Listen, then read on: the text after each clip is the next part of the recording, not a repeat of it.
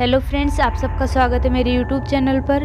भूत प्रेत की कहानी अक्सर हम बचपन से ही सुनते आ रहे हैं, लेकिन मऊ के अस्पताल वाले भूत के बारे में दावा किया जाता है कि यह किस्सा नहीं बल्कि सच्चाई है। इसी से समझा जाता है कि आज भी गांव में शाम होने पर गांव के बच्चों को अस्पताल वाले भूत से डराकर चुप कराया जाता है। लोग ये भी कहते हैं कि वहां से ऐसी ऐसी आवाज़ें आती हैं कि गांव के लोगों के लिए रात काटना मुश्किल हो जाता है। किसी में आज तक हिम्मत नहीं हुई कि वह अस्पताल में जाकर देखे कि डरावनी आवाज़ें कहाँ से आती है। तो आज हम इसी अस्पताल के बारे में बात करते हैं।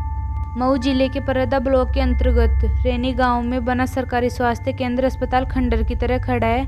यहाँ का मंजर झाड़ियों और खंडर के चलते डरावना लगता है। दिन में भी लोग उस रास्ते से गुजरने से डरते हैं। गांव वालों का कहना है कि अगर दिन के 12 बजे अस्पताल के पास से कोई गुजरा तो उसकी हालत ख़राब हो जाती है।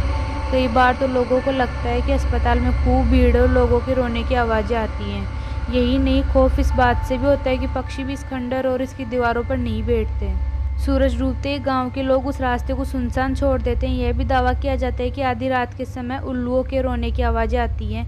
रात होती है तो गांव वाले इंतजार करते हैं कि किसी तरह रात कटे और सुबह हो। यह भी दावा किया जाता है कि कभी कभी अस्पताल की खिड़की से रोशनी दिखाई पड़ती है, वहां से कर्राने की आवाज़ें सुनाई देती हैं। कहते हैं कि यह आवाज़ें लंबे समय से आ रही है, लेकिन किसी की हिम्मत नहीं हुई कि वह वहां जाकर देखे कि ये आवाज़ें कहाँ से आती हैं।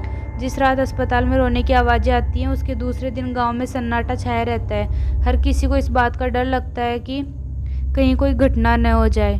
गांव के रहने वाले 75 साल के केदार बताते हैं कि अस्पताल ग्रामीणों के इलाज के लिए बना था।